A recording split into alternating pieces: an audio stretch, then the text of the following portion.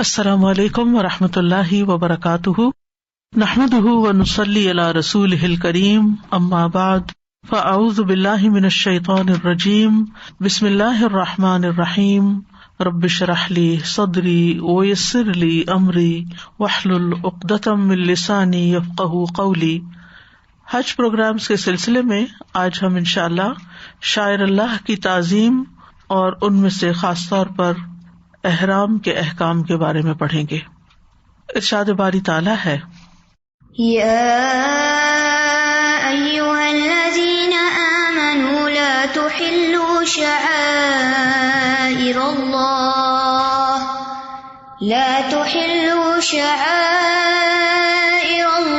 ولا الشہر الحرام ولا الہدی ولا القلائد ولا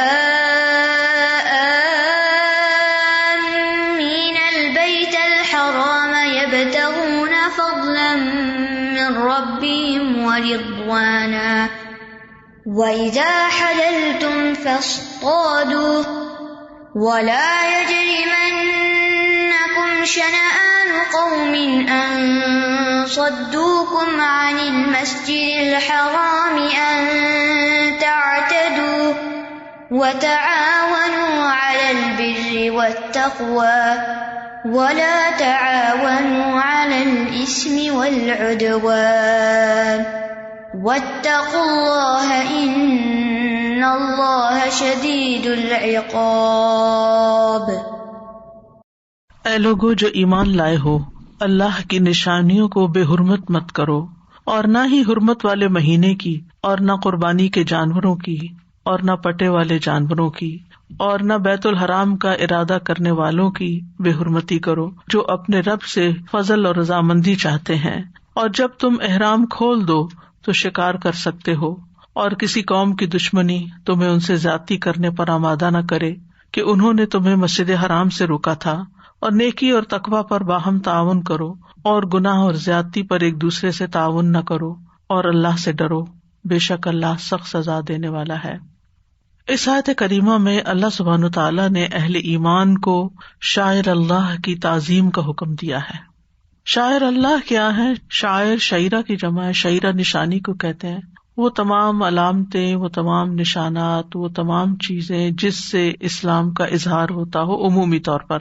بعض علماء کے نزدیک اس سے مراد اللہ تعالیٰ کی حدود اور اس کے فرائض ہیں جنہیں اس نے اپنے بندوں پر واجب کیا ہے، تو بندوں پر لازم ہے کہ وہ ان سے تجاوز نہ کریں، اپنے فرائض پورے طور پر ادا کریں۔ اور بعض کے نزدیک اس سے مراد مناسک حج اور حالت احرام میں منع کردہ امور ہیں۔ مراد کیا ہے کہ وہ حج کے مناسک ٹھیک ٹھیک پورے ادا کریں اور احرام کی پابندیوں کا خیال رکھیں۔ اسی طرح یہاں اس آیت کے اندر شاعر اللہ کے بعد الشہر الحرام کی بات کی گئی۔ شہر یہاں اسم جنس ہے، اس لیے حرام مہینے مراد ہیں، یعنی حرمت والے مہینوں کی بھی تعظیم کرو، اللہ نے اس کا بھی حکم دیا ہے۔ اور حرمت والے مہینے 4 ہیں، ذوالقعدہ، ذوالحجہ، محرم اور رجب۔ ان کی حرمت کا مطلب کیا ہے کہ ان میں قتال نہ کیا جائے، جنگ نہ کی جائے، اور نہ ان مہینوں میں ظلم کیا جائے، اور نہ ہی ان مہینوں میں حرام چیزوں کا ارتکاب کیا جائے۔ اگرچہ یہ کام باقی مہینوں میں بھی منع ہے، لیکن ان مہینوں میں ان کاموں کا گناہ زیادہ ہے۔ ان 4 مہینوں کو حرمت والا قرار دینے کی وجہ کیا تھی کہ لوگ ان مہینوں میں دور دور سے حج کرنے کے لیے آتے اور رجب میں عمرہ کرتے اور اپنے ساتھ قربانی کے جانور بھی لاتے تھے، اور اس کے علاوہ بھی جو ہدی وغیرہ ہوتی، یعنی لازم قربانی کے علاوہ بھی مزید نذرانے وغیرہ لاتے، اور یہ سب کچھ حرم کے یا بیت اللہ کے احترام کی وجہ سے تھا۔ تو اس لیے ان سب کی حرمت کا بھی حکم دیا گیا، اور خاص طور پر یہاں قربانی کے جانوروں کی تعظیم کی بات کی گئی، ہدی اور قلائد کی بات کی گئی، یعنی مسجد حرام کا قصد کرنے والے، چاہے وہ انسان ہے یا وہ جانور جو حج اور عمرہ کے دنوں میں بیت اللہ کی طرف بھیجے جا رہے ہوں، ان کو حلال مت ٹھہرا لو، انہیں قربان گاہ تک پہنچنے سے مت روکو، اور نہ ہی ان پر اتنا بوجھ ڈالو کہ وہ وہاں پہنچنے سے پہلے ہی ہلاک ہو جائیں، یعنی ہدی والے جانوروں کی تعظیم کرو۔ تو بیت اللہ میں جو کسی بھی مقصد کے لیے آئے، خواہ وہ تجارت کے لیے آئے یا حج اور عمرہ کے لیے آئے اس کے ساتھ برائی سے پیش نہ ہو، اس کا احترام کرو، کیونکہ اس شہر کے اندر اللہ کا گھر ہے، اس گھر کا ایک احترام ہے. لہذا جو بھی وہاں پر ہے، چاہے انسان ہے، چاہے جانور ہے، حتیٰ کہ درخت ہیں، پودے ہیں، کانٹے ہیں، وہ بھی قابل احترام ہے کہ ان کو نقصان نہ دو. اور اسی طرح یہ کہ بیت اللہ کی طرف جانے والے سارے رستوں کو پورا امن بناؤ تاکہ لوگ بیت اللہ کو اطمینان سے جا سکیں اور انہیں راستے میں کسی قتل و غارت کا، کسی لوٹ مار کا، کسی چوری ڈاکے کا خوف نہ ہو. اور پھر نیکی اور تقویٰ کے کاموں میں ایک دوسرے کی مدد کا حکم بھی دیا گیا اور حرام کاموں میں ایک دوسرے سے تعاون سے روکا گیا. اس آیت کا پس منظر کچھ یوں ہے کہ کفار نے مسلمانوں کو حج اور عمرہ اور طواف کعبہ سے روک دیا تھا، اور یہ رکاوٹ فتح مکہ تک بدستور قائم رہی سوائے عمرہ قضا کے، کیونکہ حدیبیہ کے سال نبی صلی اللہ علیہ وسلم لوگوں کو عمرے کے لیے لے گئے تھے، لیکن کفار نے جانے نہیں دیا تھا، اندر داخل نہیں ہونے دیا تھا مکہ میں. تو نبی صلی اللہ علیہ وسلم نے پھر ان کے ساتھ ایک معاہدہ کیا جس کی روح سے اگلے سال انہیں عمرہ کرنے کی مخصوص دنوں میں بس اجازت ملی. تو حدیبیہ کے موقع پر خاص طور پر ان تمام شعائر کا احترام نہیں کیا گیا، نہ ہدی کے جانوروں کا اور نہ ہی احرام پہنے ہوئے لوگوں کا اور تلبیہ پکارتے ہوئے انسانوں کا، اور ان کے ساتھ عزت و احترام کا معاملہ نہیں کیا گیا کہ ان کو بیت اللہ کی طرف آنے نہیں دیا گیا. یعنی اس سے بڑی اہانت کیا ہو سکتی ہے کہ جو اللہ کے گھر کا ارادہ کر کے آ رہے ہیں صرف اس گھر کا طواف کرنے کے لیے یا وہاں عبادت کرنے کے لیے، ان کو وہاں آنے سے روک دیا جائے اور ان کو واپس کر دیا جائے. تو یہاں پر اللہ سبحانہ وتعالیٰ نے اہل ایمان کو ان تمام کاموں سے، ان تمام باتوں سے منع کر دیا جن کا ارتکاب ان لوگوں نے کیا تھا، اور احکامات کو پوری طرح واضح کر دیا. ہم تھوڑی سی مزید ساتھ ساتھ تفصیل دیکھیں گے. یا ایھا الذین آمنوا، اے لوگو جو ایمان لائے ہو، لا تحلوا شعائر اللہ، اللہ کے شاعر کو حلال مت قرار دو. اور اس آیت کی روح سے اس پس منظر میں یہاں شاعر سے مراد وہ تمام چیزیں ہیں جن کا تعلق حج کے ساتھ ہے یا عمرے کے ساتھ ہے، لیکن عمومی طور پر اس سے وہ ساری چیزیں مراد ہیں جن کا تعلق اللہ تعالیٰ کے ساتھ خاص ہو، اس کے دین کے ساتھ خاص ہو، وہ دین کی علامت ہو. کیونکہ شاعر کیا ہے؟ شعیرہ کی جمع ہے ہر وہ چیز جس پر نشان لگایا، یعنی جو ایک علامت ہوتی ہے، جو ایک سمبل ہوتا ہے. تو علماء نے شاعر کی کچھ اقسام بیان کی ہیں. کچھ جگہوں کو شاعر قرار دیا کہ وہ دین کے خاص مقامات ہیں، کچھ اوقات کو جن میں خاص عبادات کی جاتی ہیں، اور کچھ ذوات کو، یعنی ان کے اندر وہ علامت پائی جائے. تو سب سے پہلے مکانی شاعر، اس سے مراد وہ جگہ ہیں جن کو اللہ تعالیٰ نے عظمت بخشی ہے اور ان کی تعظیم بجا لانے کا حکم دیا ہے، اور حج یا عمرہ ادا کرنے کے عمل میں ان کو علامت بنا دیا ہے. مثلاً سب سے بڑی علامت اس میں کعبہ شریف ہے.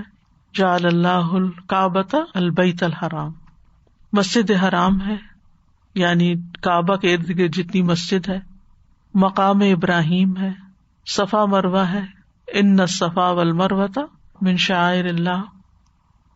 مزدلفہ میں مشعر الحرام ہے، مینا میں جمرات ہیں. مکہ اور مدینہ دونوں ہی حرم ہے، یعنی ان کے مخصوص باؤنڈریز کے اندر جو علاقہ ہے وہ حرم کہلاتا ہے. تو یہ سارے کیا ہیں؟ شاعر اللہ. ان سب مقامات کی عزت اور احترام ایک مسلمان اہل ایمان پر فرض ہے، لازماً کرنی ہوگی. پھر اسی طرح وقت کے اعتبار سے کچھ اوقات محترم ہیں، یعنی وہ شاعر جن کا تعلق وقت کے ساتھ ہے، ان میں حرمت کے مہینے، اور حرمت کے مہینے 4 ہیں جن کا پیچھے ذکر کیا گیا. اس کے علاوہ رمضان کے مہینے کو بھی شاعر اللہ میں شمار کیا جاتا ہے، کیونکہ وہ سارا مہینہ جو ہے مسلمانوں کے لیے عبادت کرنے کا ہے، روزہ رکھنے کا، راتوں کو قیام کرنے کا. پھر تیسری چیز ذوات کے اعتبار سے، جس میں قربانی کا جانور، جن کے گلوں میں قلادہ ڈالا جاتا ہے، یہ بھی اللہ کے شاعر میں سے ہیں. تو شاعر میں مناسک حج بھی آ گئے. اس سے مراد وہ چیزیں بھی ہیں جنہیں اللہ نے حالت احرام میں حرام ٹھہرایا ہے، یعنی احرام کے اندر جو چیزیں پائی جاتی ہیں، اور اس سے مراد اللہ کا حرم بھی ہے. پھر اللہ کی حدود بھی، جیسے حلال، حرام، مباح، ممنوع احکام، ان کو بھی شاعر میں شمار کیا جاتا ہے. اور عمومی طور پر اس سے مراد اللہ کا مکمل دین ہے جس کا احترام کرنا چاہیے. لہذا کوئی بھی چیز جو دین کے تعلق سے ہو اس کا احترام ہم پر واجب ہے، اس کا احترام کرنا ہوگا. یعنی چاہے قرآن پاک کی آیات ہوں، اللہ تعالیٰ کے کوئی احکامات ہوں، دین پر چلنے والوں کا کوئی مخصوص حال حلیہ ہو، جیسے مردوں کی داڑھی وغیرہ ہے یا عورتیں حجاب کرتی ہیں، تو یہ بھی شاعر میں سے ہے، یہ بھی علامات ہیں، یہ بھی مسلمانوں کی آئیڈینٹی ہے. تو ان چیزوں کا بھی مذاق نہیں اڑانا چاہیے. اور خاص طور پر یعنی یہ تمام چیزیں، یعنی شاعر کے معنی میں بڑی وسعت ہے، اوقات بھی ہیں، جگہیں بھی ہیں اور کچھ اشیاء بھی ہیں، لیکن خصوصی طور پر حج اور عمرہ کے جو مناسک ہیں ان کی حرمت سب پر لازم ہے. اس میں ہم دیکھتے ہیں کہ حج اور عمرہ کے جو مناسک تھے ان میں مکہ کے قبائل حمص، قریش، خزاع، کنانہ اور عامر بن صعصع حرمت کے مہینوں اور دیگر مہینوں میں ایک دوسرے پر غارت گری کو حلال سمجھتے تھے. حرمت کے مہینوں میں غارت گری کو کیسے انہوں نے حلال کیا تھا؟ نسی کے قانون کے تحت. نسی کا مطلب ہوتا ہے مؤخر کرنا، لیٹ کرنا، ڈیلے کر دینا.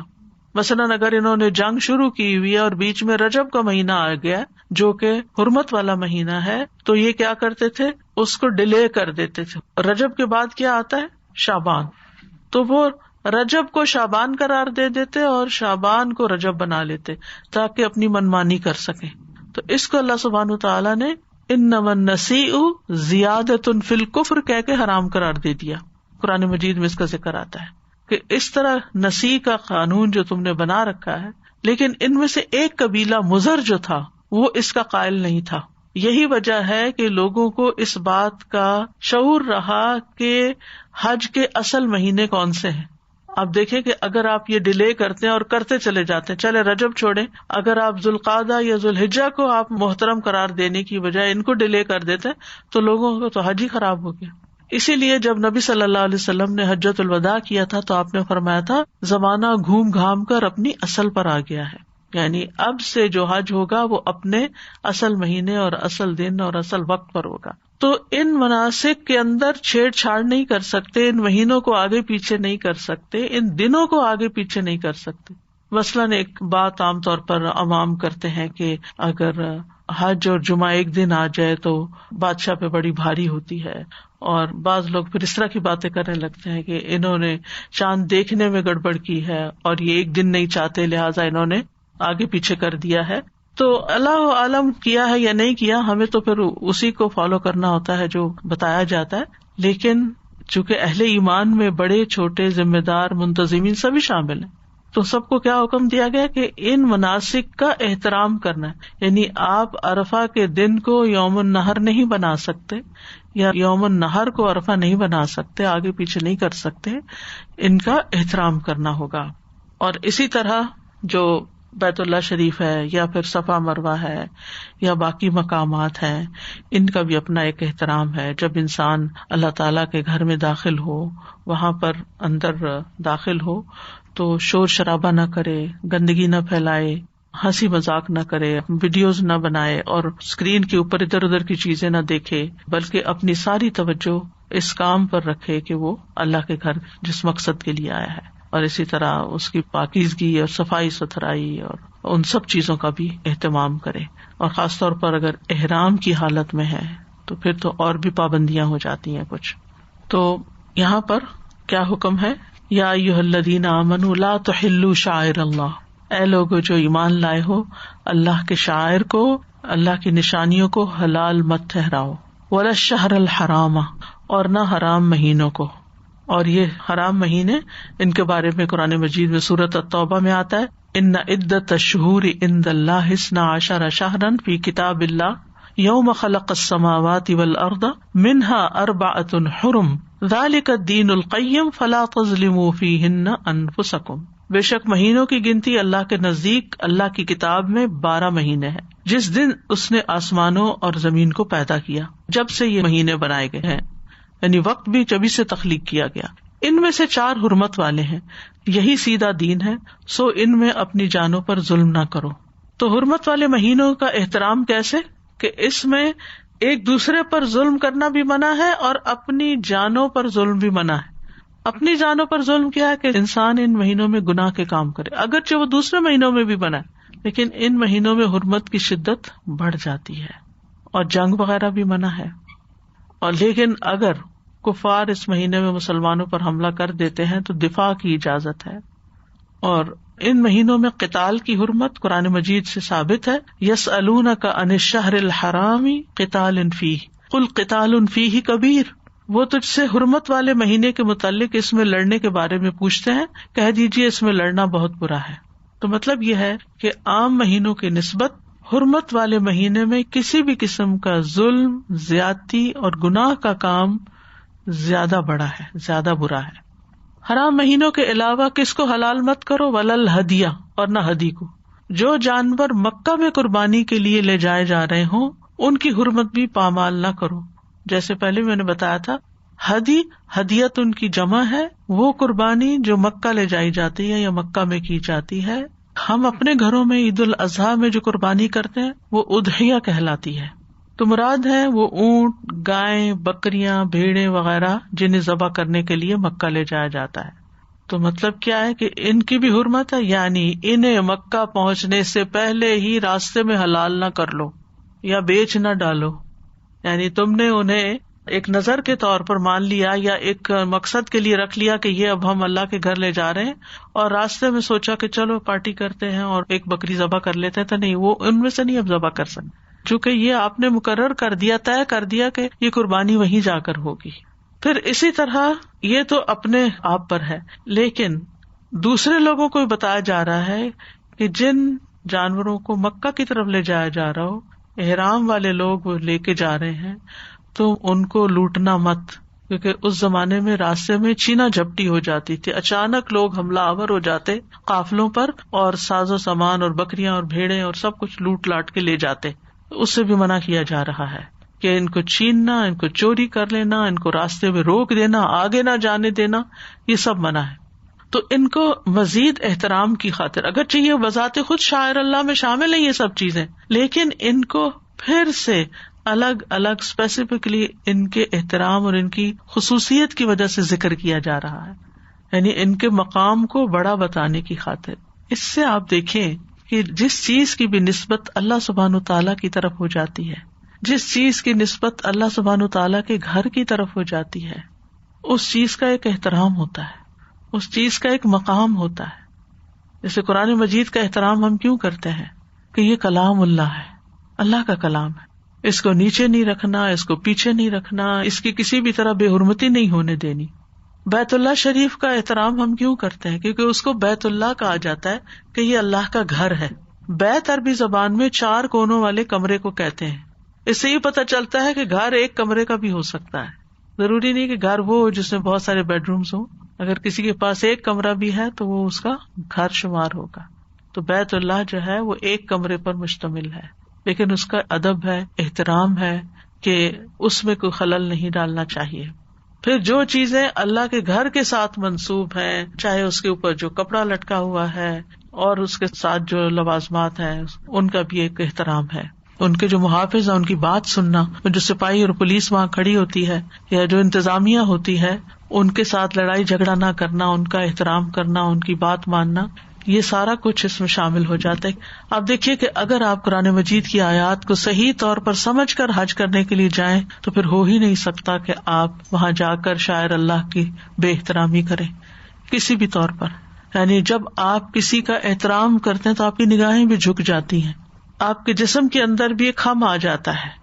آپ پکڑ کے نہیں بات کرتے جس کا احترام کرتے ہیں، جیسے والدین ہیں، استاد ہیں، بزرگ ہیں، علماء دین ہیں یا کوئی بھی، ان کا آپ ایک احترام کرتے ہیں کیونکہ ان کا ایک مقام ہوتا ہے. تو اسی طرح جو چیز بھی حج سے متعلق ہوگی اس کا خاص احترام ہوگا. اسی لیے شاعر اللہ کہہ کے یہاں پر عمومی شاعر کا ذکر نہیں کیا گیا، مناسک حج کا ذکر کیا گیا ہے. پھر فرمایا ولل قلائد، اور نہ قلادے والے. قلادہ کی جمع ہے قلائد. یہ وہ چیز ہے جو مکہ جانے والے جانوروں کے گلے میں لٹکائی جاتی تھی تاکہ یہ معلوم ہو جائے کہ یہ جانور مکہ کی طرف جا رہا ہے. اور کسی قسم کی اس کے ساتھ زیادتی نہ کی جائے، اس پر بہت زیادہ بوجھ نہ ڈالا جائے.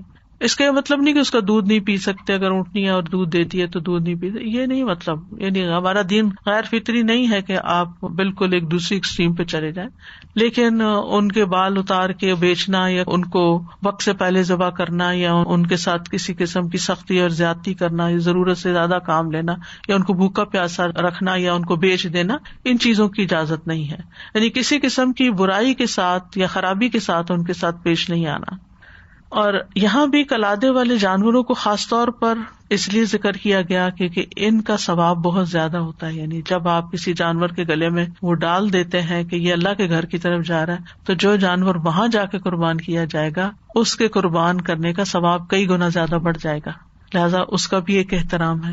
تو آپ سوچئے کہ جو جانور اللہ کے گھر کی طرف جا رہے ہیں ان کا احترام ہے، تو جو انسان اللہ کے گھر جا رہے ہوں پھر ان کا کتنا احترام کرنا چاہیے. یعنی تمام حجاج کرام آپس میں بھی ایک دوسرے کا احترام کریں، اور پھر جو آپ کے معلمین ہوں یا گائیڈ ہوں یا جو بھی آپ کو راہ دکھا رہے ہوں یا ڈرائیورز ہوں بس کے، ان سب کا بھی احترام کریں کہ وہ سب اسی خدمت میں لگے ہوئے ہیں. اور ان میں سے کسی کے ساتھ بھی بدتمیزی کرنا، بد اخلاقی کرنا، لڑائی جھگڑا کرنا، الزام تراشی کرنا یا ان کی غیبت کرنا، یہ گناہوں میں سے بڑے گناہ ہیں.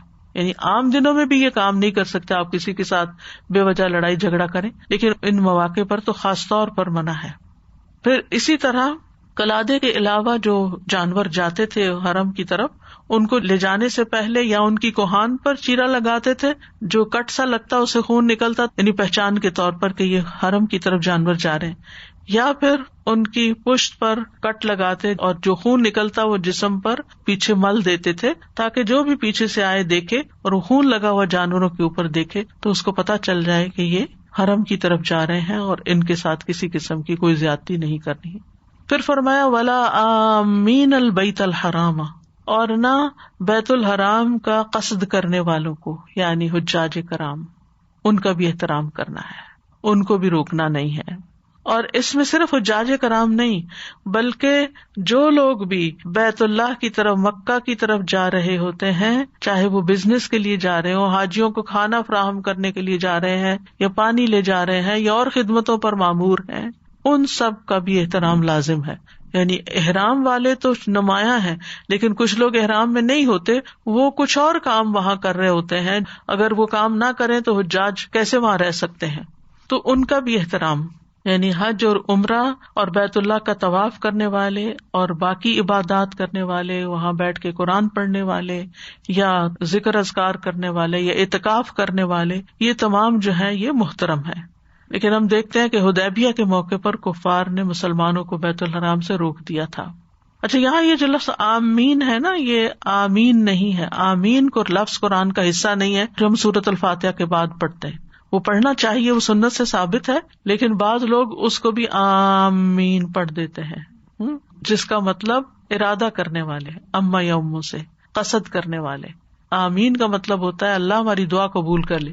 تو اگر آپ نے بہت لمبا کرتے کرتے شد کے ساتھ اس کو پڑھا تو میننگ ہی بدل جائے گا. تو اس کا فرق ملاحظہ رکھیے. وَإِذَا حَلَلْتُمْ فَاصْطَادُوا، پھر جب تم حلال ہو جاؤ تو شکار کرو. یعنی احرام کھولنے کے بعد شکار کر سکتے ہو. اس کا یہ مطلب نہیں کہ حکم دیا جا رہا ہے، واجب ہے تم پر کہ احرام کھولتے ہی سب شکار پہ چل پڑو، یہ معنی نہیں ہے. اس کا مطلب یہ ہے کہ ابھی تک جو تمہیں منع کیا گیا تھا، رکاوٹ تھی، اب وہ رکاوٹ ختم ہو گئی ہے، شکار جائز ہو گیا ہے. وَلَا يَجْرِمَنَّكُمْ شَنَآنُ قَوْمٍ، اور کسی قوم کی دشمنی تمہیں اس بات پر آمادہ نہ کرے. شنآن جو ہے صرف دشمنی نہیں، بغض کے معنوں میں ہوتا ہے. یعنی کسی کے ساتھ تمہارا بغض ہوتا ہے، یعنی دشمنی سے بھی ذرا آگے چھپی ہوئی دشمنی اور دل میں پکی رکھی ہوئی دشمنی. کسی قوم کے ساتھ تمہاری نفرت، بغض، دشمنی اس بات پہ تمہیں آمادہ نہ کرے ان صدوکم عن المسجد الحرام، کہ انہوں نے تمہیں مسجد حرام سے روکا تھا، ان تعتدوا، کہ تم بھی زیادتی کرو. ایسا نہیں کر سکتے. یعنی اگر انہوں نے زیادتی کی ہے تو جواب میں تمہیں زیادتی نہیں کرنی. تمہیں اس گھر کا احترام کرنا ہے، ان کو روکنا نہیں ہے. یعنی اب ان میں سے بہت سے تو مسلمان ہو گئے تھے، جیسے سہیل بن عمرو بھی مسلمان ہو گیا، اور بھی لوگ مسلمان ہو گئے. وَتَعَاوَنُوا عَلَى الْبِرِّ وَالتَّقْوَى، اور نیکی اور تقویٰ کے کاموں میں ایک دوسرے سے تعاون کرو. مطلب یہ ہے کہ جو شخص بھی کوئی اچھا کام کر رہا ہو، آگے بڑھ کر اس کے ساتھ شریک ہو جانا، اس کی مدد کرنا، یہ ایک نیکیوں میں سے بہت بڑی نیکی ہے.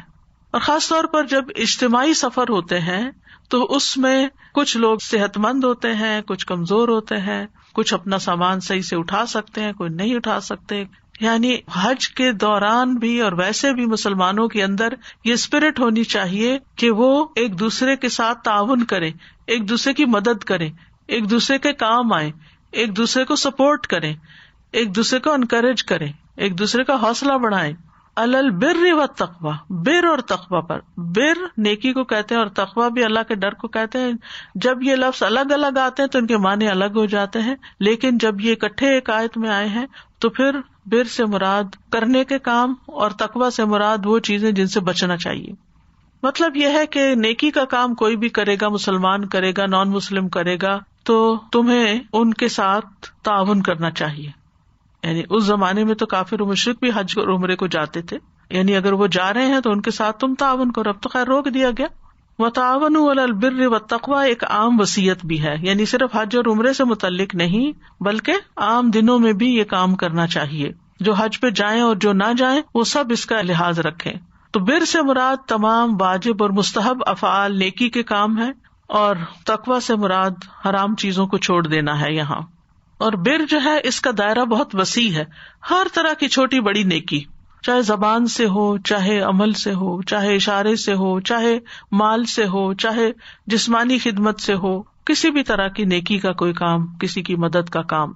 ابو موسیٰ اشعری کہتے ہیں نبی صلی اللہ علیہ وسلم نے فرمایا ہر مسلمان پر صدقہ واجب ہے. لوگوں نے عرض کیا اگر کوئی نہ کر سکا تو؟ آپ نے فرمایا کہ اپنے ہاتھ سے کام کرے، اس سے اپنی ذات کو نفع پہنچائے اور صدقہ کرے. یعنی ہر ایک کو صدقہ کرنا چاہیے. اگر کسی کے پاس مال نہیں تو وہ کچھ کام کرے اور کچھ کمائے اور پھر صدقہ کرے. لوگوں نے پوچھا اگر اس کی استطاعت نہ رکھتا ہو یا کہا کہ ایسا نہ کر سکے تو؟ آپ نے فرمایا کسی حاجت مند پریشان حال کی مدد کرے. لوگوں نے کہا اگر یہ بھی نہ کر سکتا ہو؟ آپ نے فرمایا خیر کا حکم دیا کرے، اچھی باتوں کا حکم دیا کرے. اب جیسے بزرگ لوگ ہوتے ہیں، بڑی عمر کو پہنچ جاتے ہیں، ہوش و حواس ان کے قائم ہے لیکن جسم ساتھ نہیں دیتا، چل پھر نہیں سکتے، کوئی کام کاج نہیں گھر کا کر سکتے، یا ہینڈی کیپڈ ہیں کسی وجہ سے، تو ایسی صورت میں پھر زبان اگر کام کرتی ہے تو زبان سے ہی ہم دیکھیں کہ بچوں کو نصیحت کر دیں گے، بزرگ جو ہوتے ہیں اچھی اچھی کوئی حکمت کی باتیں کر دیں گے، کچھ چیزیں سکھا دیں گے. تو یعنی خیر پہنچاتے رہنا چاہیے. انسان کو کبھی بھی زندگی کے کسی حصے میں یہ نہیں سوچنا چاہیے کہ میں تو اب بیکار ہو گیا ہوں، اب میں کسی کام کا نہیں رہا. اس طرح کی منفی باتیں نہیں کرنی چاہیے. یعنی ہر شخص کے پاس کسی نہ کسی طرح کچھ نہ کچھ ہنر اللہ نے ضرور دیا ہوتا ہے کہ اس سے دوسروں کو فائدہ پہنچائے. لوگوں نے عرض کیا اگر یہ بھی نہ ہو سکے، یعنی بول ہی نہیں سکتا مثلاً، تو آپ نے فرمایا پھر بری باتوں سے رکا رہے، یہ بھی صدقہ ہے. یعنی پھر زبان بند رکھے. یعنی اگر آپ اچھی بات نہیں کر سکتے تو آپ دوسروں کو تکلیف نہ دیں. یہ نہیں کہ آپ بیٹھے ہیں کرسی پہ اور آپ اور کچھ نہیں کر سکتے اور بیٹھ کے لوگوں کو پریشان کر رہے ہیں، ان کو ڈکٹیٹ کر رہے ہیں، ان کو خواہ مخواہ کی باتیں سنا رہے ہیں اور غیبت چغلی بیٹھ کے کر رہے ہیں یا کوئی اور غلط کام کر رہے ہیں. تو پھر اس سے بھی رکنا ضروری ہے. یہ تقویٰ ہے. پھر اسی طرح نیکی کا ہر کام صدقہ ہے. رسول اللہ صلی اللہ علیہ وسلم نے فرمایا تمہارا اپنے بھائی کو دیکھ کر مسکرانا بھی صدقہ ہے، تمہارا نیکی کا حکم دینا بھی صدقہ ہے، تمہارا برائی سے روکنا بھی صدقہ ہے، کسی بھولے بھٹکے کو راستہ بتانا بھی صدقہ ہے، تمہارا کسی نابینا کے ساتھ چلنا بھی صدقہ ہے، تمہارا راستے سے پتھر کانٹا ہڈی وغیرہ ہٹا دینا تمہارے لیے صدقہ ہے، اپنے ڈول سے دوسرے بھائی کے ڈول میں پانی ڈالنا بھی تمہارے لیے صدقہ ہے. اور حج کے سفر میں اس طرح کے صدقے کے بہت سے مواقع آتے ہیں کہ جب آپ دوسروں کے ساتھ نیکی اور احسان کر سکتے ہیں، کیونکہ کچھ لوگ اس معاملے میں بہت بخیل ہوتے ہیں، سیلف سینٹرڈ ہوتے ہیں، صرف اپنے انہیں فکر ہوتی ہے کہ مجھے کیا کمی ہو رہی ہے، میری کیا ضرورت ہے، انہیں اس کی پرواہ نہیں ہوتی کہ دوسرے کے سال میں. تو ہم میں سے ہر ایک یہ دیکھے کہ اس کے پاس کیا ہے، کیا اس کو اللہ نے علم دے رکھا ہے جس سے وہ دوسروں کی رہنمائی کر سکتا ہے، یا جسمانی قوت دے رکھی ہے کہ کسی کی کوئی خدمت کر سکتا ہے، یا مال دے رکھا ہے کہ وہ بانٹتا رہتا ہے، وہاں پر لوگوں کے کام آتا رہتا ہے. یعنی کیا ہے جس کے ساتھ ہم ان نیکی کے دنوں میں زیادہ سے زیادہ نیکی کریں. اور اس میں آپ دیکھیے کہ مثلاً اگر آپ جا رہے ہیں تو خاص طور پر کچھ صدقے کے پیسے الگ رکھیے اور اس کو آپ چھوٹے نوٹس نکال کے بنا لیجیے. زیادہ خرچ کرنا ہو تو 2-4 نوٹ بھی نکال سکتے ہیں, ورنہ یہ ہے کہ وہاں پر جیسے کام کرنے والے, صفائی کرنے والے لوگ ہوتے ہیں مسجد نبوی میں یا مسجد حرام میں, یا انتظامیہ میں کچھ لوگ ہوتے ہیں جو چہرے سے پتہ چل رہا ہوتا ہے کہ یہ ضرورت مند ہے, تو ایسے لوگوں کو ساتھ ساتھ کچھ نہ کچھ, یعنی انسان ہر روز کچھ نہ کچھ صدقہ ضرور کرے, کیونکہ بہت سے لوگ حج عمرہ اس لیے بھی کرتے ہیں کہ ان کی پریشانیاں ختم ہوں, لیکن پھر وہاں جا کر بھی صرف پریشان رہتے ہیں اور جو کرنے کے کام ہے وہ نہیں کرتے.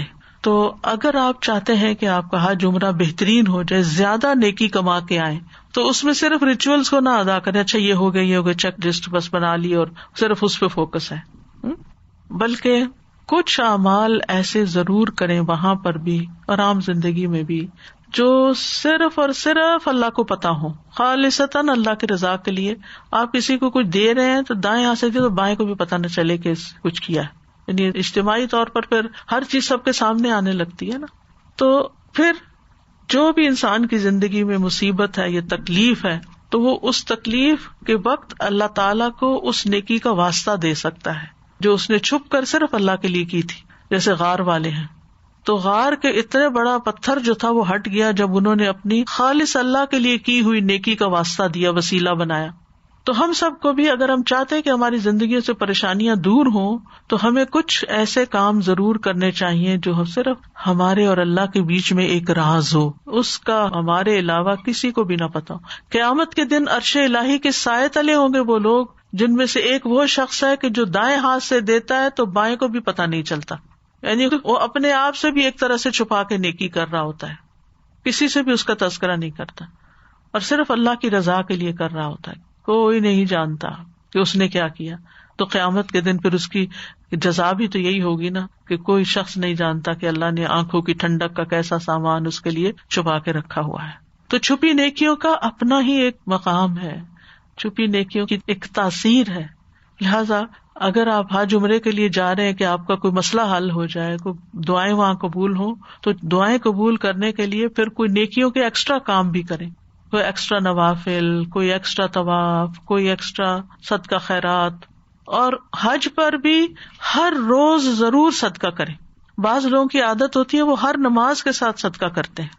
تو کسی نے بتایا تھا کہ انہیں ایک دن ایک شیخ کے ساتھ ہوٹل سے صرف مسجد تک جانے کا موقع ملا کہ جس میں انہوں نے کیا کیا نیکیوں کے کام کیے اور اس میں سے ایک صدقہ تھا. اور اب تو آپ دیکھیں کہ ایپ کے ذریعے آپ بس صرف چند کلکس کرتے ہیں اور آپ کا صدقہ کہیں نہ کہیں جہاں آپ نے دیکھا ہو یا جو مواقع سامنے ہو وہاں پہنچ جاتا ہے. وہاں پر اگر آپ دیکھیں تو بعض ہوٹلس کے آس پاس آگے پیچھے بس چھوٹے چھوٹے کیبنز بنے ہوئے ہوتے ہیں, اس میں صدقہ جاریہ کے جو پروجیکٹس ہیں وہ الیبوریٹ کیے ہوتے ہیں انہوں نے, کوئی پانی پلانے کا, کوئی یتیموں کا, کوئی کسی اور طرح کا. تو ایسے مواقع کو بھی انسان کو ضرور کچھ نہ کچھ ڈال دینا چاہیے. ضروری نہیں ہوتا کہ آپ کے پاس ہزاروں ہو تو تبھی ڈالیں, تھوڑا سا بھی تو ڈال دیں, کیونکہ آپ کو نہیں پتا کہ وہ کتنا گرو کر جائے اور اس کے اثرات کہاں کہاں تک پہنچے. کہنے کا مقصد یہ ہے کہ نیکی کے کسی کام کو کوشش کریں کہ ہاتھ سے نہ جائے. پھر آپ دیکھیے کہ اگر کوئی پریشانی ہوتی ہے تو وہاں پر بھی اور یہاں بھی اپنا رخ کعبے کی طرف کر کے بیٹھ جائیں, ذکر اذکار کریں, اللہ کو یاد کریں, اللہ سے دعا کریں اور اللہ تعالیٰ سے فریادیں کریں, تو انشاءاللہ دنیا میں بھی پریشانیاں دور ہوگی. لیکن عموماً ہم یہ ہوتا ہے کہ صرف لوگوں کو پریشانی بتا بتا کے اپنے دل کو ٹھنڈا کرتے ہیں, جبکہ اللہ کو بتانے کی طرف توجہ ذرا کم ہی ہوتی ہے, اس طرف پورا دھیان نہیں ہوتا. تو نیکی کا ہر کام صدقہ ہے. تو تعاونوا علی البر والتقوی, ایک دوسرے کو فیسیلیٹیٹ کریں, انکریج کریں, ایک دوسرے کو راہ دکھائیں. اگر آپ نے کوئی کام کر لیا ہے تو دوسروں کو بھی بتائیں کہ وہاں یہ کام نیکی کا ہو رہا ہے, آپ بھی کر لیں. ولا تعاونوا علی الاثم والعدوان, گناہ اور زیادتی کے کاموں میں, باطل اور حرام کاموں میں ایک دوسرے کی مدد نہ کریں. یعنی وہ نافرمانیاں جو اللہ کے حق سے متعلق ہوں یا وہ نافرمانیاں جو بندوں کے حق سے متعلق ہوں. اثم جو ہے وہ اللہ کے حق سے متعلق ہے اور عدوان جو ہے یہ بندوں کے حق میں جو زیادتی ہوتی ہے اس کی طرف اشارہ ہے. اور اسم میں صرف اللہ ہی کا حق نہیں, بندوں کا حق بھی شامل ہو جاتا ہے, لیکن دونوں میں گناہ کا عنصر پایا جاتا ہے کہ کسی انسان پر کوئی زیادتی نہ کرے.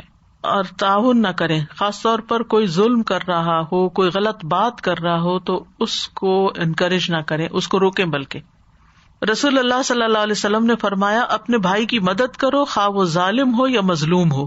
تو ایک صحابی نے عرض کیا یا رسول اللہ جب وہ ظالم ہو تو میں اس کی کیا مدد کروں؟ یعنی مظلوم کی تو مدد ہو سکتی ہے تو ظالم کی کیسے؟ آپ نے فرمایا اس وقت تم اسے ظلم سے روکو, یہی اس کی مدد ہے.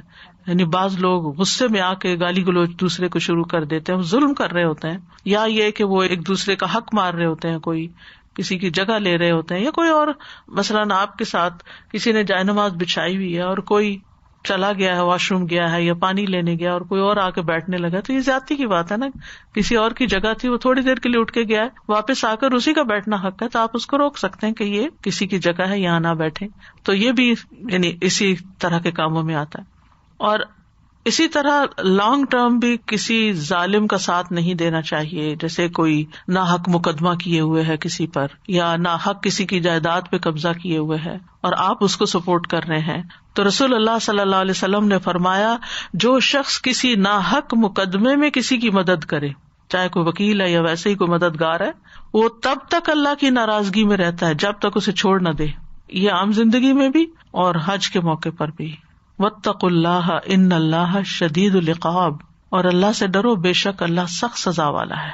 یعنی آیت کے اختتام پر اس وعید کو اس لیے لایا گیا تاکہ لوگ گناہ اور ظلم اور زیادتی کے کاموں سے بچیں. تو اس آیت سے ہمیں بہت سے فوائد حاصل ہو رہے ہیں. ایک تو یہ کہ شاعر اللہ کی بے حرمتی حرام ہے. شاعر اللہ کی بے حرمتی ایمان میں نقص کا باعث ہے, کیونکہ یا ایھا الذین آمنوا کہا گیا, تو ہم ایمان کا تقاضا ہی پورا نہیں کر رہے اگر ہم ان کی حرمت کا لحاظ نہیں رکھتے.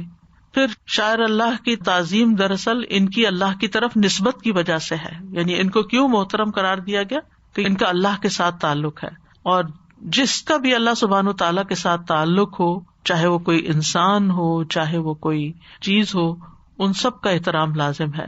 پھر حرمت والے مہینوں میں حرمت والی جگہوں پر گناہ اور نافرمانی کے کام زیادہ سنگین ہو جاتے ہیں, ان کی سنگینی بڑھ جاتی ہے. پھر یہ کہ ہدی کے جانوروں کی بے حرمتی بھی نہیں کرنی چاہیے. پھر حجاج اور عمرہ کرنے والوں کا احترام بھی واجب ہے. ولا آمین البیت الحرام, اور مسجد حرام کی طرف اخلاص کے ساتھ قصد کرنا چاہیے, کیونکہ آمین البیت الحرام کے ساتھ کیا فرمایا, یبتغون فضلا من ربہم ورضوانا, کہ وہ اپنے رب کا فضل اور رضامندی چاہتے ہیں اس لیے وہ جا رہے ہیں.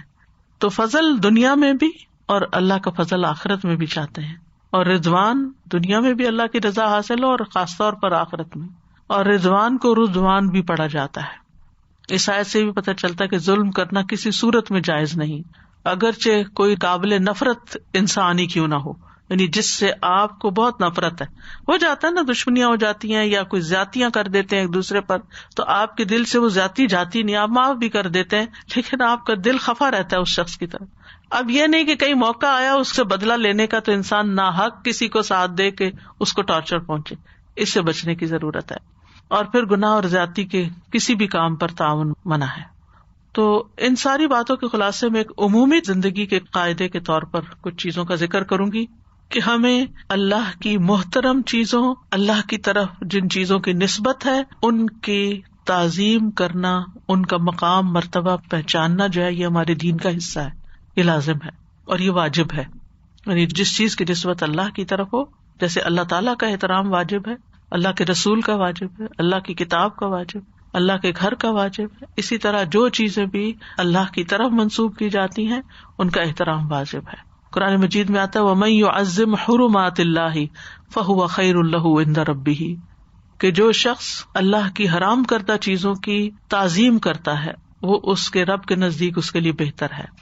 یعنی ہر وہ چیز جس کے لیے اللہ نے حرمت مقرر کی اور اللہ نے اس چیز کے احترام کرنے, حفاظت کرنے, اس کی تعظیم کرنے اور اس کو عظمت دینے کا حکم دیا ہو وہ ہمیں کرنا ہوگا, چاہے وہ حقوق ہوں, کسی کے افراد ہوں, زمانے ہوں, جگہ ہوں, احکامات ہوں, وعدے ہوں, وعید ہوں, جنت ہو, جہنم ہو, ان میں سے کسی چیز کا مذاق نہیں اڑا سکتے. کئی لوگ جنت کا مذاق اڑاتے ہیں, کئی لوگ کسی آیت کا مذاق اڑاتے ہیں. اچھا, بعض لوگوں کو دیکھا گیا ہے کہ وہ عام گفتگو کرتے کرتے ہنسی مذاق ہو رہا ہوتا ہے اور بعض اوقات وہ باتیں درست بھی نہیں ہوتی، وہاں قرآن کی آیت پڑھ دیتے ہیں اور قرآن کی آیت سے اس کو اور زیادہ ہنسی مذاق کی چیز بنا دیتے ہیں. تو ایسی جگہوں پر قرآن کی آیت بھی نہیں پڑھنی چاہیے. پھر اسی طرح اللہ تعالیٰ کی محترم چیزوں کا تعلق صرف منہیات کے ساتھ خاص نہیں کہ جن چیزوں سے اللہ نے روکا ہے ان کو کرنا احترام کے خلاف ہے، بلکہ کبھی انسان سوچ اور ذہن کے بارے میں غلطی کر لیتا ہے اور سمجھتا ہے کہ اس سے مراد صرف منہیات ہیں.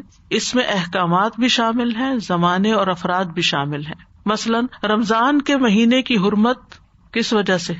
اس میں قرآن نازل ہوا، اس میں ليلۃ القدر ہے، اس میں عبادت کا ثواب بڑھ جاتا ہے، اس میں روزے رکھے جاتے ہیں، اس میں قیام کیا جاتا ہے. تو روزے کی حرمت میں کیا آتا ہے کہ اگر آپ کا روزہ نہیں بھی تو آپ کیا کریں؟ روزے دار کی طرح رہیں. کھانا ہے نا، اگر کچھ بیمار ہیں یا کھانا پینا تو ذرا الگ جا کے کھائیں، سب کے سامنے نہیں کھائیں. اسی لیے آپ دیکھیں کہ اسلامی ممالک میں ہوٹلز کا کاروبار ان دنوں میں دن کو بند کر دیا جاتا ہے، وہ کھانا سرو نہیں کر سکتے. یہ رمضان کے احترام کے طور پر ہوتا ہے. اسی طرح اگر آپ کے گھر میں کوئی بھی روزے سے نہیں تو اس دن کو عام دنوں کی طرح کھانا پکا کے ٹیبل پہ لگا کے سب بیٹھ کے انجوائے کر رہے ہیں، یہ نہ کریں، احترام کریں. اسی طرح اگر کوئی مسافر ہے اور وہ روزے سے نہیں ہے تو بھی حسب ضرورت اگر شدید پیاس نے ستایا ہے یا کچھ تو تھوڑا بہت ادھر ادھر ہو کے کچھ پی لے، لیکن یہ نہیں کہ جو باقی لوگ روزے سے ان سامنے بیٹھ کے تو کھانا پینا شروع کر دے، میں کون سا روزے سے ہوں.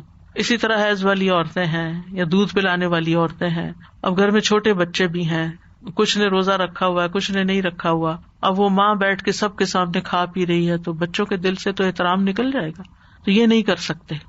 اسی طرح قرآن مجید کی ایک تعظیم ہے، جب آپ اس کی تلاوت کر رہے ہوں تو افضل یہ ہے کہ قبلہ رخ کریں، یہ ایکسٹرا حرمت ہے، فرض واجب نہیں آپ پر، لیکن دلوں کا تقویٰ سے ہے. اگر پاسبل ہو تو قبلہ کی طرف رخ کر لیں، باوضو ہوں، مسواک کر کے پڑھیں کیونکہ یہ اللہ کا کلام پڑھ رہے ہیں.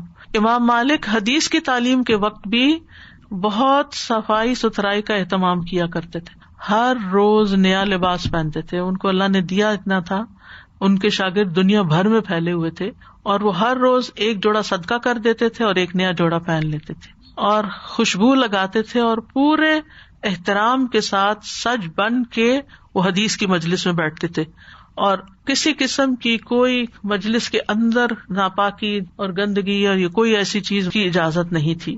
تو اس وقت تک وہ حدیث نہیں پڑھاتے تھے جب تک بہت خوبصورت لباس نہ پہن لیتے اور بہت عمدہ خوشبو نہ لگاتے. اور وہ یہ کس لیے کرتے تھے؟ حدیث کے احترام میں، کیونکہ یہ دین کا شعار ہے. اسی طرح امام بخاری حدیث لکھتے ہوئے کیا کرتے تھے؟ اس وقت تک حدیث نہیں لکھتے تھے جب تک غسل نہیں کر لیتے تھے اور اس کے لیے خوب تیار نہیں ہوتے تھے، اور یہ اس وجہ سے تھا کہ وہ حدیث کا احترام کرتے تھے. تو اس لیے ہمیں دین کی تعلیم دیتے اور لیتے وقت بھی اس کا ایک احترام کرنا چاہیے. اور جن جگہوں پہ دین پڑھایا جاتا ہے، جن ڈیسک پہ آپ بیٹھتے ہیں، ان کا بھی ایک احترام ہے کہ ان پہ اسکریبل نہ کریں یا دیواروں پہ یا کارپیٹ پہ کچھ نہ پھینکیں، یعنی ہر لحاظ سے صفائی ستھرائی کا اہتمام کریں. ایسی جگہیں آپ کے گھر سے بھی زیادہ حقدار ہیں کہ ان کی حفاظت کی جائے. پھر تیسری چیز یہ ہے کہ اللہ تعالیٰ کی حرمتوں کی تعظیم ان کی تکمیل اور حفاظت پر مشتمل ہے، یعنی جو کام آپ شروع کریں ان کو مکمل کریں، حکم کو مکمل طور پر بجا لیں. مثلا حج اور عمرہ شروع کیا ہے تو کیا کریں؟ قرآن کا حکم کیا ہے؟ وَأَتِمُّ الْحَجَّ وَالْعُمْرَةَ لِلَّهِ. یہ نہیں آپ گئے ہیں، احرام پہنا ہے، طواف کیا، آپ کہتے بھی بہت رش ہے، میں تو صحیح نہیں کر سکتا. آپ نہیں، ایسا نہیں ہو سکتا. یا کچھ مناسک کریں اور کچھ کہیں اچھا دم دے دیں گے ہم ایزی ہوئے چلے جاتے ہیں. نہیں، جان بوجھ کے ایسا نہ کریں، اللہ ہی کہ آپ کی کوئی معذوری ہو، کوئی مجبوری ہو. ہاں، رمی پہ ڈپیوٹ کر، عام طور پر لوگ رمی تم جا رہی ہو تم میری بھی کر لینا، یہ 7 کنکریاں لے جاؤ میری بھی مار کے آ جائے، میں نے نیابتاً پکوا دی، میں نے اپنے ہسبینڈ کو دے دی. نہیں، اگر آپ میں سکت ہے، آپ چل سکتے ہیں، آپ ویل چیئر پہ جا سکتے ہیں، آپ کسی کارٹ پہ بیٹھ کے آپ کچھ کر سکتے ہیں، تھوڑی تکلیف اٹھائیں اور پہنچیں، خود ماریں، یعنی حکم کو مکمل کریں. اسی طرح نماز شروع کی ہے تو اسے کمپلیٹ کریں، بیچوں نماز مت توڑیں. روزہ رکھا ہے کمپلیٹ کریں، اللہ یہ کہ بہت شدید کوئی بیماری آ گئی ہے. اور دوسری شق اس کی ہے کہ اس کی حفاظت کریں. پھر اسی طرح نماز کی تعظیم کریں، ٹھیک ہے، اس کے ارکان، اس کی سنتیں، اس کے واجبات ادا کیے جائیں، وقت پر نماز شروع کی جائے، نماز سے محبت ہونی چاہیے، جلدی نہیں مچانی چاہیے، ان مقامات سے محبت کریں جہاں نماز ادا کی جاتی ہے، اس کا بھی احترام کرے، اس کی بھی صفائی ستھرائی کا خیال کرے. اسی لیے مسجد کو صاف ستھرا رکھنا، اس میں خوشبو لگانا، یہ بھی تقویٰ کی علامت ہے. پھر اسی طرح یہ ہے کہ نماز میں جن چیزوں سے منع کیا گیا ہے ان سے بچنا بھی ضروری ہے، جسے نماز کے بیچ میں بات کرنا یا ادھر ادھر دیکھنا. پھر اسی طرح اگر کوئی نمازی نماز پڑھ رہا ہے تو اس کے پاس شور ہنگامہ نہ کرے. نمازی کو بھی چاہیے کہ وہ الگ جگہ جا کے پڑھے، لیکن اگر کوئی اور جگہ ہے نہیں اور وہ بیچ میں پڑھ رہا ہے تو آپ نے دیکھا ہوگا بعض اوقات اگر لوگ باتیں کرے تو نمازی کو ایسا خلل ہوتا ہے، اسے سمجھ ہی نہیں آتی وہ کیا پڑھ رہا ہے. تو آپ خود دیکھ لیں. اسی طرح اگر کوئی تلاوت کرے تو اس کے بعد اونچی آواز سے باتیں نہ کریں، یہ بھی اس کی تعظیم میں سے ہے. تو عبادت کو اس کا حق دینا، اس کو مکمل کرنا، یہ اس کی تعظیم میں سے ہے. اور اس میں دوام اختیار کرنا. نبی صلی اللہ علیہ وسلم جو نوافل شروع کرتے یا وتر، ان کو سفر میں بھی ادا کرتے تھے، سواری پر بھی ادا کرتے تھے، چھوڑتے نہیں تھے. اسی طرح اللہ سبحانہ تعالیٰ نے اپنی عبادت کے علاوہ والدین کے ساتھ احسان کا حکم دیا ہے. وَاعْبُدُوا اللَّهَ وَلَا تُشْرِكُوا بِهِ شَيْئًا وَبِالْوَالِدَيْنِ إِحْسَانًا. تو والدین کی فرما برداری کرنا یہ بھی ان کی تعظیم میں سے ہے. ٹھیک ہے. اور ان کے ساتھ بد اخلاقی نہ برتنا، اسی طرح رشتے دار اور باقی جن کا بھی حکم دیا گیا ہے. پھر نیکی کے جتنے بھی مواقع اور کام ہوں ان کی تعظیم کرنا، ان کو حقیر نہ جاننا. حدیث میں آتا ہے لا تحتقرن من المعروف شیئا ولو ان تلقى اخاك بوجه طلق. نیکی کے کسی کام کو حقیر نہ سمجھو، خواہ اپنے بھائی کو مسکرا کے دیکھنا ہی کیوں نہ ہو. پھر علم کی تعظیم کرنا، علم کو وقت دینا، علم والوں کو وقت دینا، علم والوں کو عزت دینا. یعنی اگر کوئی آپ سے زیادہ جانتا ہے یا علم میں آگے ہے تو اس کو عزت دینا. پھر علمی کتابوں کی تعظیم کرنا، یہ نہیں کہ ان کو جوتوں والی الماری میں رکھ دے انسان یا نیچے کہیں پھینک دے، نہیں، ان کا بھی احترام کرنا. پھر اسی طرح کچھ اعمال القلب ہوتے ہیں، جیسے نیت ہے تو اپنی نیت کی حفاظت کرنا، یہ اس کی تعظیم میں سے ہے. پھر اپنے عمل کی حفاظت کرنا، احسان نہ جتانا. پھر اسی طرح اللہ تعالیٰ کی تعظیم میں شامل ہے کہ اللہ تعالیٰ کی پہچان کی جائے، یعنی اللہ تعالیٰ کے اسماء و صفات کا مطالعہ کیا جائے تاکہ پتہ چلے. مثلاً اللہ تعالیٰ العلیم ہے تو اس کے علم میں کوئی نقص نہیں، وہ سمیع اور بصیر ہے تو اس کے سمع اور بصر میں کوئی کمی نہیں، کمال ہے. یعنی اچھی طرح اللہ تعالیٰ کی پہچان کرنا یہ بھی اس کی تعظیم میں سے ہے. کیونکہ تعظیم میں خوف اور محبت دونوں شامل ہوتے ہیں، یعنی ایک طرف ڈر بھی ہو اور ایک طرف محبت بھی ہو. تعظیم میں صرف آرٹیفیشل ریسپیکٹ نہیں بلکہ دل سے ہو. محبت کیا کہ محبت کے ساتھ کر رہے ہیں، اگر کوئی چیز اٹھا رہے ہیں رکھ رہے ہیں، اور خوف کیا کہ کہیں مجھ سے کوئی غلطی نہ ہو جائے اس میں یا کوتاہی نہ ہو جائے. پھر اسی طرح اللہ تعالیٰ کے کلام کی، آیات کی، اس کے اندر جو احکامات ہیں ان کی مخالفت نہ کی جائے اور اس کی حرمتوں کی مخالفت نہ کی جائے. تو یہ ساری چیزیں شاعر اللہ کی تعظیم میں آتی ہیں. یعنی ایک تو میں نے بتا دیا نا جو حج سے متعلق ہیں جو آیت میں آئی، لیکن مزید فائدے کے لیے کہ عام روزمرہ زندگی میں ہم اس حکم پر کیسے عمل کریں، کیونکہ لا تحلوا شعائر اللہ عام حکم ہے اور پھر اس کے بعد حج کے مناسک کا بتا دیا گیا.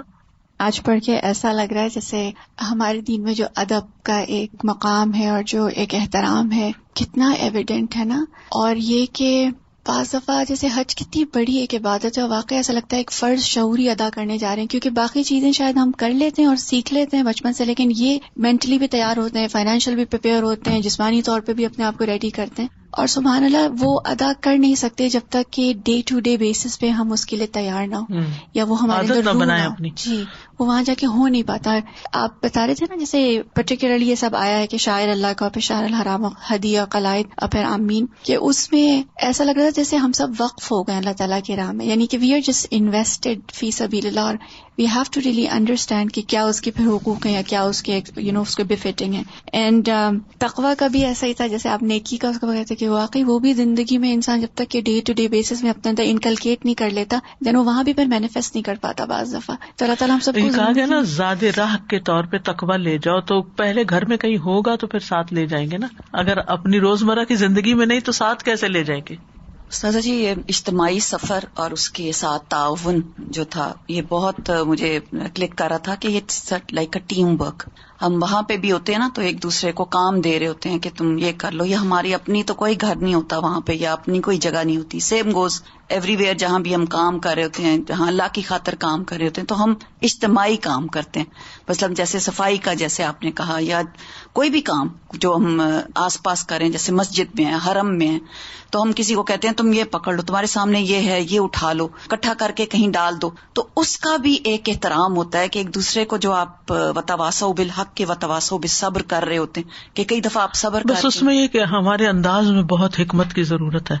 بعض اوقات آپ ایک نیکی کا کام کسی کو بتا رہے ہوتے ہیں, لیکن ایسے طریقے سے بتاتے ہیں کہ دوسرا جل اٹھتا ہے, دوسرے کو لگ جاتی ہے, دوسرا ہرٹ ہو جاتا ہے. یعنی بجائے اس کے کہ آپ حکم دیں کسی کو کہ یہ کرو وہ کرو, تو آپ کو کرنا چاہیے کیا خیال ہے, ایسا نہ کر لیں, کیا خیال ہے یہ نہ کر لیں. یعنی دوسرے کا بھی خیال لیں, دوسرے کا بھی مشورہ لیں, دوسرے کو موٹیویٹ کریں, نہ کہ وہ یہ سمجھے کہ مجھے حقیر سمجھا جا رہا ہے اور مجھے حکم دیا جا رہا ہے. اس سے بچنے کی ضرورت ہے. سازا جی, یہ جو آپ کی نصیحت تھی کہ روزانہ کوشش کریں کہ وہاں پہ موقع ملے تو کوئی نہ کوئی چھوٹے سے چھوٹا بھی صدقہ اگر کر سکیں تو ضرور اس میں اپنے آپ کو شامل کریں, بجائے اس کے کہ بس دیکھیں کہ ہمیں کچھ فری میں مل رہا ہے وہاں پہ تو وہ لے لیں, خود بھی اس کا پارٹ بننے کی کوشش کریں. اچھا, ایک سوال میرا بس یہ کسوا کے بارے میں کہ شاعر اللہ کا حصہ ہے یہ بھی, تو اب وہاں پہ عموماً یہ ہوتا ہے جب وہ تبدیل کرتے ہیں کسوا کو تو اس کے چھوٹے چھوٹے بازو کا پیس لوگ کاٹ کے لے آتے ہیں, پھر وہ تبرک کے طور پہ دیتے ہیں, تو وہ اس کو ہم جیسے فریم کر کے گھر لا کے کہیں بھی پھینک دیں, اس کو ہم سجا سکتے ہیں, کہیں ڈیکور لگا سکتے ہیں, فریم کر سکتے ہیں. نشانی. مجھے ایک دفعہ گفٹ ملا تھا جو بڑا والا ٹوکرا نہیں ہوتا, تو الحمدللہ وہ الہدیٰ اسلام آباد کی جو ریسپشن ہے اس میں انٹر ہوتے ہیں تو سامنے لگا ہوا ہے. صدقے کی جیسے بات ہو رہی تھی استاد جی, ابھی جیسے سب لوگ جائیں گے, آپ اگر نہیں بھی جا رہے تو آپ بھجوا بھی سکتے ہیں. جی ہاں, بھجوا بھی سکتے ہیں, بالکل کسی کے ہاتھ بھی بھیج سکتے ہیں. کوئی جا رہا ہو, کوئی آپ کا رشتے دار جا رہا ہو, کوئی دوست جا رہا ہو, آپ اس کو پیسے دے سکتے ہیں کہ یہ میری طرف سے وہاں پر, کیونکہ وہ مقام وہاں پر عبادت جو ہے, صدقہ ہو, قربانی ہو, کچھ بھی ہو, اس کا اجر کئی گنا زیادہ بڑھ جاتا ہے. اور اسی طرح جو آپ کے ضرورت مند رشتے دار ہوتے ہیں ان کو, مثلاً پاکستان سے لوگ بہت مشکل سے پیسے جمع کر کے حج کے لیے جاتے ہیں, اور پھر بعض اوقات ایسا ہوتا ہے کہ اعلان ہوتا ہے تو وہ قیمتیں اور بڑی بھی ہوتی, بعض اوقات چھوٹا موٹا قرضہ بھی لے کے جانا پڑتا ہے, اور بعض اوقات وہاں تک پہنچتے ہیں تو کھانا پینا بھی ان کے لیے کئی دفعہ مشکل ہو جاتا ہے, ہینڈ ٹو ماؤتھ ہوتے ہیں, تو ان کے ذریعے بھی صدقہ کروا سکتے ہیں. اور ان کو دینا بھی وہ اس طرح کا صدقہ تو نہیں جیسے غریب کو صدقہ دیتے ہیں, لیکن جو آپ وما تفعلوا من خیر یعلمہ اللہ, جو بھی نیکی کا کام کرو گے اللہ اس کو جانتا ہے, تو آپ ان کو سپورٹ کرنے کے لیے بھی دے سکتے ہیں کہ وہ وہاں کھلے ہاتھ سے اوروں کو بھی کھلائیں, خود بھی کھائیں, یا کہیں بھی خرچ کریں, یہ بھی اس میں شامل ہو سکتا ہے. یا کوئی جا رہا ہے حج پر تو اس کے حج کے خرچے میں کچھ شریک ہو جائیں, یا کچھ بھی. یہ جیسے استاد جی, جب ہم گئے تھے تو تھوڑا ٹھنڈا موسم تھا, تو اب بعض اوقات ظاہر ہے تھرڈ ورلڈ کنٹریز سے آنے والوں کے لیے تو ریال ورسز روپی, ان کے لیے چائے پینا بھی مشکل ہوتا ہے. بعض اوقات آپ کو نظر آ رہا ہوتا ہے کہ اگر آپ چائے پینے جا رہے ہیں, کیونکہ ڈسپوزیبل گلاسز میں ہر جگہ مل رہی ہوتی ہے, لوگ گھوم رہے ہوتے ہیں حرم میں, لیکن کچھ لوگ نہیں لے رہے ہوتے, تو آپ تھوڑا سا خود ہی سینس کر کے کچھ ایکسٹرا لے کے کسی کو بھجوا دیں, کر دیں. اس وقت بہت تھکن کی حالت میں کسی کے لیے وہ چائے کا کپ بڑی نعمت ہو جاتا ہے, کہ ادروائز وہ مشکل ہوتا ہے. ایسے دل سے دعا دیتے ہیں, کیونکہ سردی ہو یا گرمی ہو, تھکاوٹ میں بھی چائے چاہیے ہوتی ہے. ایگزیکٹلی. اور ایون جیسے اب بہت شدید گرمی ہے تو اس میں وہ وہاں پہ لبن ملتی ہے, یا کوئی اس طرح کے ہیں, فروٹس لے کے ڈسٹریبیوٹ کیے جا سکتے ہیں. ہر روز آپ وہاں سے آپ یعنی فروٹ زیادہ خریدیں اس نیت سے کہ اس سیلر کی بھی مدد ہے, سیلر کی بھی مدد ہے اور اوروں کی بھی مدد ہے, تو وہ اتنا اچھا نیچرل وہ ہو جاتا ہے. ورنہ تو بعض اوقات یہ ہوتا ہے کہ ہمارے پرسنل اگر دیسی ٹیسٹ کا فوڈ ہے تو ہو سکتا ہے کسی عرب یا کسی اور کو تو اس سے اسپائس تنگ کر جائے یا کچھ فوڈ, لیکن fruit is such a neutral and safe thing to give. ایک چیز استاذہ جی مجھے پوچھنی تھی, وہاں پر اکثر اس طرح ہوتا ہے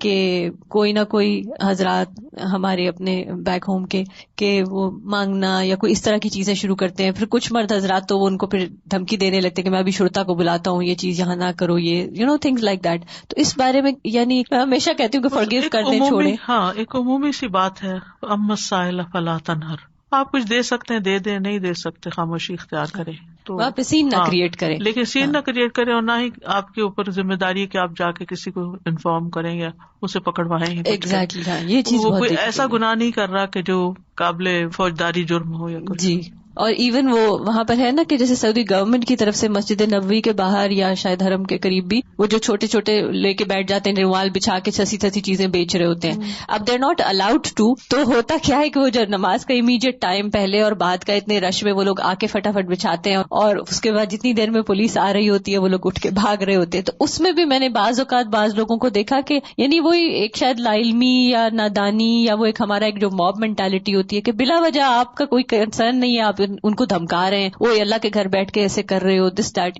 کیا ضرورت ہے ایسی چیزوں پہ اپنی زبان گندی کرنے کی. کوشش کریں کہ اپنی زبان کو کسی تبصرے سے بھی بند رکھیں, تبصرہ نہ کریں کسی پر بھی. یاد ہے کہ استعفیٰ نہیں تھا, کوئی بھی نہیں تھا, تو ہم نے بلکہ کسی سے پوچھا کہ وہ سارے کہاں چلے گئے جو مانگنے والے تھے, اور وہ ہم ان سے کبھی مسواک لے لیا کرتے تھے, کوئی چیز لے لیا کرتے تھے, تو وہ کدھر لوگ ہیں؟ انہوں نے کہا کہ انہوں کو اریسٹ کر لیا گیا اور ان میں سے اکثر لوگ جو ہیں وہاں جیل میں ہیں, ان کے پاس پیسے بھی نہیں ہیں نکالنے کے لیے. تو اللہ معاف کر دے, وہ لوگ بھی اب جو مانگ رہے ہیں وہ تو جینوئن ہی لگ رہا ہوتا ہے. اور ایک اور بڑا اچھا آئیڈیا آیا تھا کہ میں ابائے لے جاتی تھی, تو ہمارے جو وہاں پہ عورتیں ہیں اچھی خاصی ٹھیک ٹھاک ہوتی ہیں, لیکن وہ ابائے نہیں پہنے ہوتے, وائٹ کپڑے پہنے ہوتے ہیں, اور وائٹ سے ان کے بال بھی نظر آ رہے ہوتے ہیں اور سب. تو ان کو سمجھا کے تو اپنے یا تو پہنے ہوئے بھی دے سکتے ہیں اور پھر نئے بھی لے کے دے سکتے ہیں ان کو. تو یہ بھی بہت اچھا صدقہ جاری ہے. سازن جب میں نے حج کیا تھا تو 10-15 سال پہلے کی بات ہے, تو مجھے اس وقت یہ نہیں پتا تھا کہ ڈوز اور ڈونٹس ہوتے کیا ہیں. بعد میں جا کے مجھے یہ سب پتا چلا. اس وقت میری بیٹی 1.5 سال کی تھی. تو مجھے اب ایسی فیلنگ آتی ہے کہ مجھے نہیں لگتا کہ میں نے صحیح طور پر حج کا حق ادا کیا ہے یا اس کی تعظیم کی ہے, کیونکہ بہت ساری چیزیں جو نہیں بھی کرنی تھی, جو مجھے پتا چلتا ہے کہ اتنا نہیں بولنا چاہیے تھا, اور پوری کانسنٹریشن یہ کلمات پڑھنے چاہیے تھے, اور میں بیٹی میں لگی رہی زیادہ, اور بات بھی ہوتی عورتیں کرتی رہتی تھی اب نے کیا بولا کیا نہیں بولا. تو مجھے یہ فیلنگ آتی ہے کہ کیا مجھے پھر سے وہ حج کرنا چاہیے, یا میں نے اس کا حق ادا نہیں کیا حج کا, یا کر لے تو اچھا ہے, اگر استطاعت ہو تو چلی رہے. جی ویسے بھی ہے نا کہ حج اور عمرہ جو ہے وہ زندگی میں اگر موقع ملے تو ایک سے زیادہ دفعہ بھی کیا جائے.